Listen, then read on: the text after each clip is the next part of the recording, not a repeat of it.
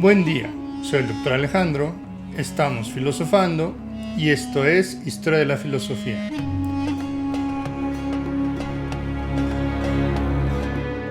Continuamos con nuestra temporada sobre filosofía medieval y el día de hoy vamos a revisar la filosofía de los árabes y de los judíos. La filosofía de los árabes constituye un importante paso entre la época antigua y lo que se llamará después la escolástica. El auge del mundo islámico surge ante un vacío de poder y cultural que durante muchos siglos había sido ejercido por el Imperio Romano.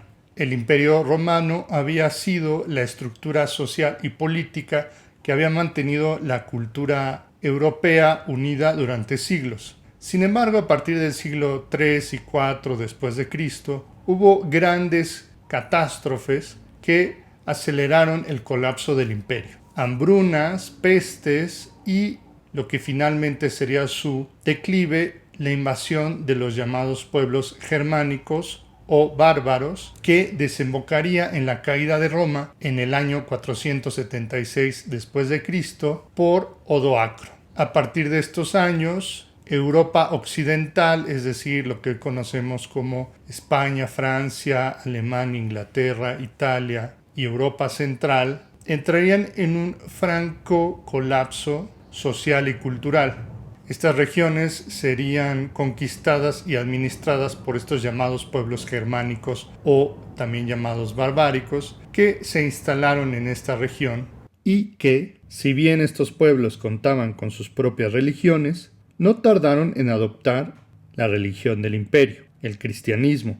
Sin embargo, estos reinos carecían de toda la cultura y sofisticación que habían tenido los griegos y los romanos. Y estos poderes se encontraban peleando continuamente entre sí, lo cual tuvo un importante declive en el comercio y en la cultura. Se desestimó la lectura y el estudio, ya que en esta época las condiciones eran muy precarias. Estamos hablando de lo que hoy se llama la Alta Edad Media, que es primero que la Baja Edad Media. Y esta etapa es lo que la gente suele asociar con el oscurantismo.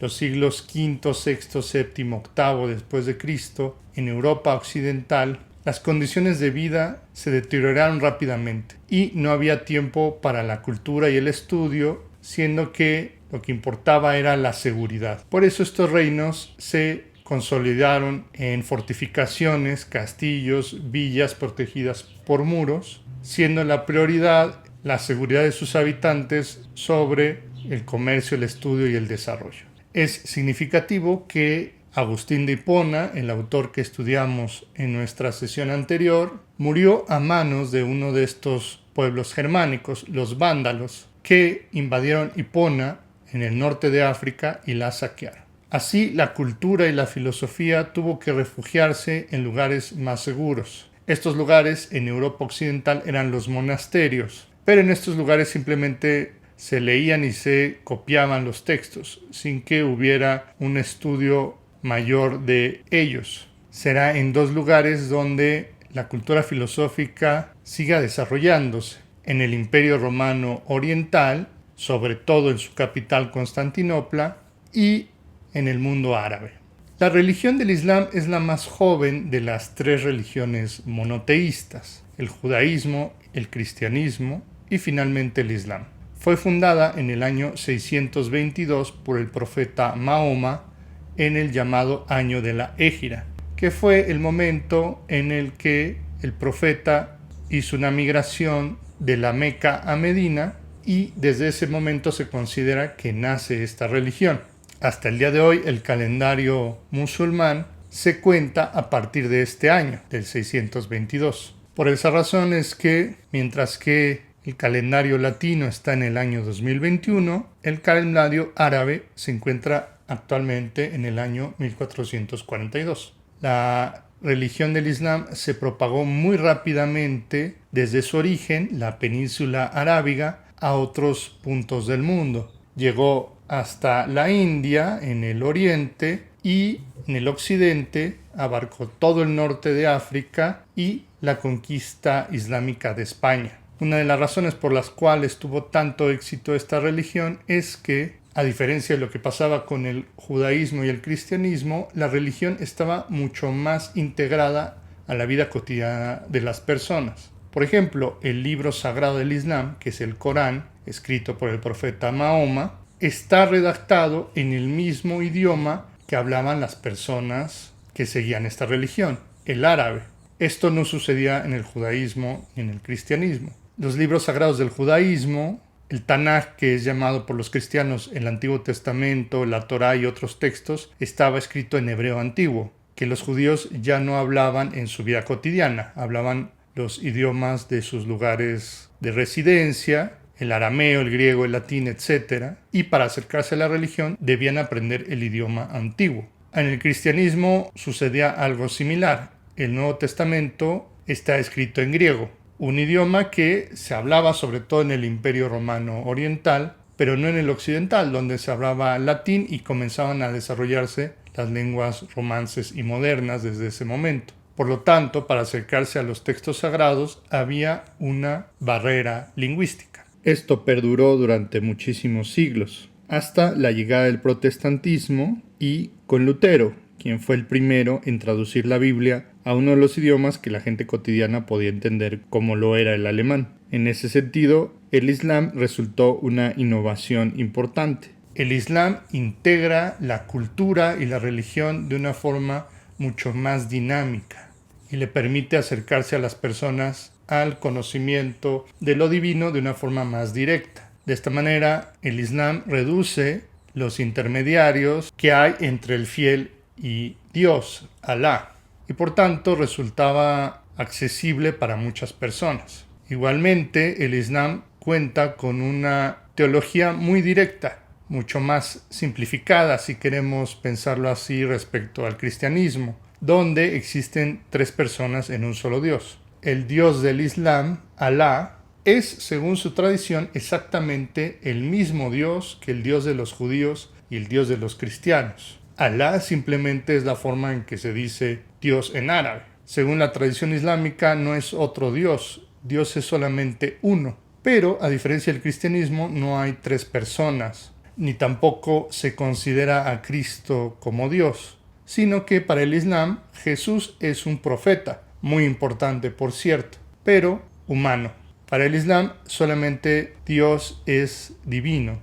Esta teología, digámoslo así, más directa, permitía una comprensión mucho más sencilla de la religión por parte de las personas cotidianas, que no tenían que acudir a extrañas interpretaciones teológicas como sucedía en la patrística cristiana para entender el mensaje. Toda la doctrina del Islam podría resumirse en quizás su frase más conocida y más célebre: Alá es Dios y Mahoma es su profeta, y este Dios es solamente uno.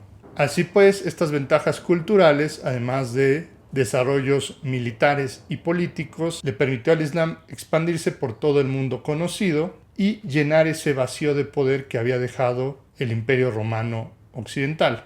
El Islam pudo hacerse de muchos territorios antes ocupados por el imperio, resistiendo solamente el Imperio Romano Oriental en Constantinopla hasta el año de 1453, que fue el momento en el que el Islam toma la ciudad de Constantinopla y la rebautiza con el nombre de Estambul.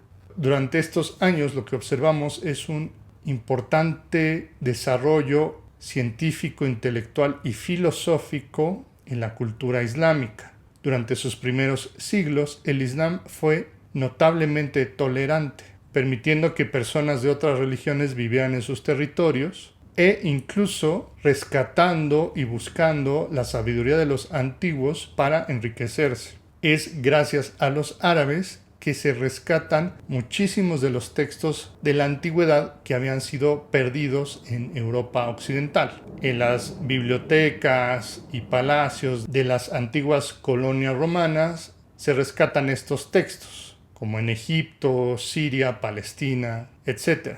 Y los árabes se encargan de conservarlos y traducirlos a su propio idioma. Filosóficamente hablando, su trabajo más notable fue el rescate de la filosofía de Aristóteles. Si bien Platón había sido bastante conservado en Occidente, gracias a la labor de los neoplatónicos, como ya lo vimos en un video anterior, la filosofía de Aristóteles era mucho más difícil, mucho más compleja y requería un estudio más sofisticado. Además, la filosofía aristotélica no resultaba tan sencilla de hacer compatible con las distintas religiones. Y por tanto, los padres de la Iglesia romana no prestaron tanto interés en este autor como sí lo hicieron en Platón.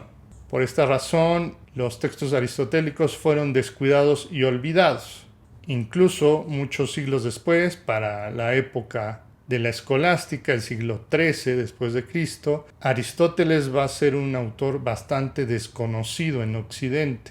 Y solo va a ser gracias a la labor de los árabes que Aristóteles va a ser estudiado nuevamente en estas regiones. El pensamiento aristotélico enriqueció la teología del Islam, haciéndola más sofisticada y capaz de responder a cuestiones de una forma mucho más elaborada que lo que podrían hacer simplemente con el pensamiento platónico, por ejemplo. En este momento nos encontramos en una época donde hay una auténtica competencia intelectual entre las distintas religiones por mostrar la verdad de su propia revelación. Es muy difícil entender la filosofía en estos momentos sin una teología. Y lo que harán las distintas religiones será adoptar el pensamiento greco-latino a sus propias tradiciones para justificar y hacer una apología de su propia religión, siendo en este momento la religión del Islam la más sofisticada al respecto. A partir del siglo VIII se desarrolla lo que nosotros ahora conocemos como la Edad de Oro del Islam. Por ejemplo, en la Casa de los Sabios de Bagdad se va a impulsar con tremenda fuerza la tecnología y la cultura. Muchas de las innovaciones de esta cultura persisten hasta nuestros días. Nosotros usamos los números arábigos, por ejemplo, que eran mucho más sencillos y prácticos de utilizar que los números romanos. Grandes innovaciones en matemáticas fueron desarrolladas y sus nombres persisten en nuestros días. Es fácil notar estas contribuciones porque muchas palabras de origen árabe comienzan con el fonema al. Por ejemplo, palabras como algoritmo o álgebra. Otra particularidad del desarrollo del Islam en esta época es el comienzo de una ciencia más experimental. Esto incluso apoyado por la filosofía aristotélica. Recordemos que Aristóteles era un célebre naturalista. Escribió varios tratados sobre los animales, sobre las plantas, y tenía un método de investigación mucho más cercano a la observación que lo que tenían otros filósofos antiguos, que eran mucho más especulativos y, si queremos llamarlos de alguna manera, metafísicos. En buena medida, los árabes retoman esto y se acercan a la naturaleza de una forma mucho más observacional y experimental, es decir, confiando directamente en sus sentidos sin hacer especulaciones metafísicas o filosóficas estrictamente abstractas, como sucedía en la mayor parte de la filosofía de esta época. Es por esta razón que los árabes hicieron grandes contribuciones en la botánica, en la zoología, pero particularmente en la anatomía y en la medicina. Recordemos que la medicina de los griegos, inspirada en Hipócrates y Galeno, se basaba sobre todo en el estudio de los humores, que era un conocimiento más bien abstracto del cuerpo humano.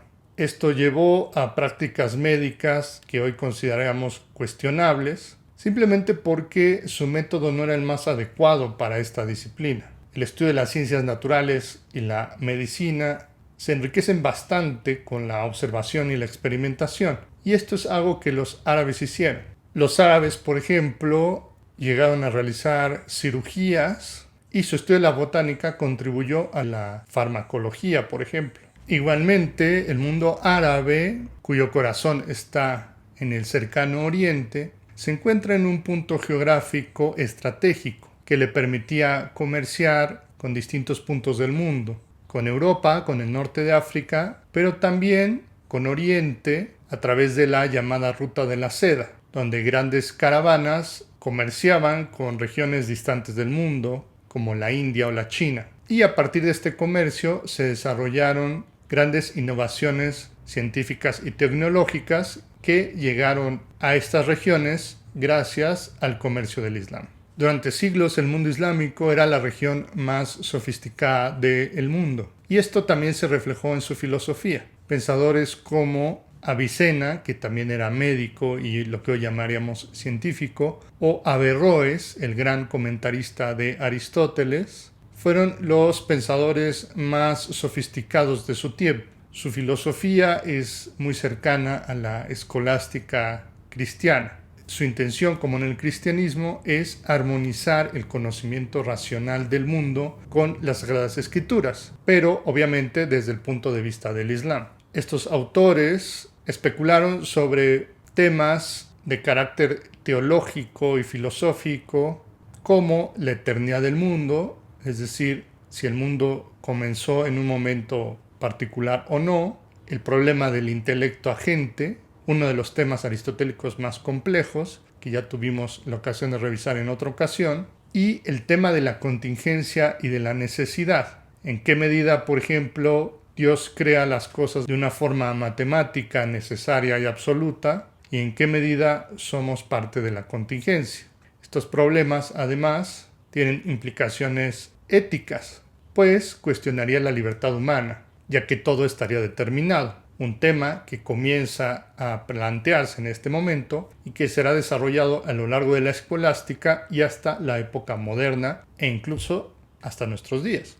En la ciudad de Córdoba, hoy en España, por supuesto, encontramos al filósofo judío Moses ben Maimón, conocido como Maimónides, quizás el filósofo judío más célebre de esta época, quien también a su manera desarrolló una filosofía de orden teológico para armonizar, en este caso, la religión judaica con el conocimiento racional del mundo. Maimónides, por ejemplo, aportó pruebas racionales para mostrar la existencia de Dios, que después van a ser retomadas por Tomás de Aquino, y a su manera también trató de justificar el judaísmo de una forma racional. Las innovaciones que hubo en este periodo son innumerables. En distintas regiones, agricultura, economía, literatura, ciencia, tecnología y por supuesto filosofía. Y distan mucho de lo que nosotros entendemos por la religión del Islam y su cultura el día de hoy, usualmente considerada fanática. Lamentablemente, grandes facciones del Islam fueron separándose poco a poco de esta apertura y fueron cerrándose sobre sí misma. Incluso también algunos pensadores, teólogos e intelectuales se declararon antagonistas ante el pensamiento filosófico y especulativo de forma racional, siendo el más notable Al-Ghazali, quien escribió tratados en contra de los filósofos y en contra de la filosofía. Algo que nosotros habíamos visto que había pasado en los orígenes del cristianismo con los pensadores apologetas. Sucede con bastante frecuencia que pensadores religiosos, en aras de defender una doctrina, una verdad pura, revelada, buscan eliminar cualquier competencia o cualquier forma de interpretación alternativa a lo que dictan los dogmas y las instituciones religiosas, y se cierran al pensamiento científico y filosófico. Esto no es exclusivo del Islam y es muy importante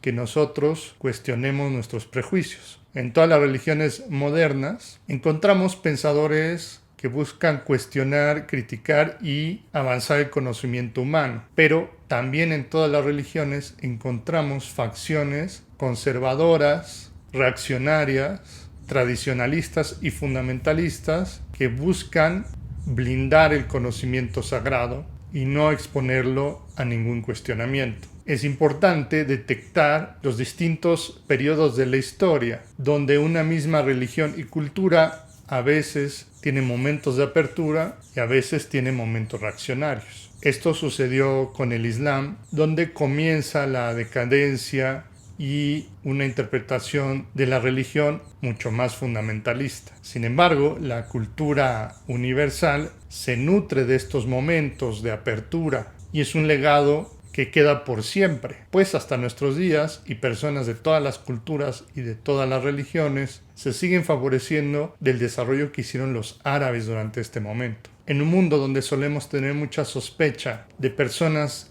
que no viven y no piensan como nosotros, es particularmente importante acercarnos a distintas culturas y aprender lo que puedan dejarnos de bueno en esos momentos de esplendor que tuvieron y no realizar generalizaciones, pues la cultura islámica, como la cristiana y la judía, son tradiciones milenarias y que si somos cuidadosos en la manera de acercarnos a ellos, podemos enriquecernos enormemente.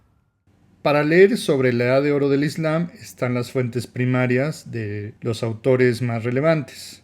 El Al-Nijat o La Salvación de Avicena, que es su obra filosófica más importante. De Averroes, La Destrucción de la Destrucción, que es una respuesta a la obra de Al-Ghazali, La Destrucción de los Filósofos, y donde Averroes opina que fe y razón pueden ser compatibles. Una tesis que va a ser sumamente influyente en la escolástica, particularmente en Tomás de Aquino. También de Averroes son muy relevantes los comentarios que hizo a los textos de Aristóteles.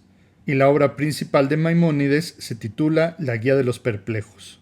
Como literatura secundaria te recomiendo Maimónides filósofo de Alicia Axelrod Korenbrot, La filosofía árabe de Cruz, La filosofía árabe judía y la escolástica de Gálvez, las obras de Tien Gilson, El espíritu de la filosofía medieval y la filosofía en la Edad Media, y Averroes, Las ambiciones de un intelectual musulmán, de Uruguay. Muchas gracias por ver este video y si te gustó dale like, comenta, comparte y suscríbete.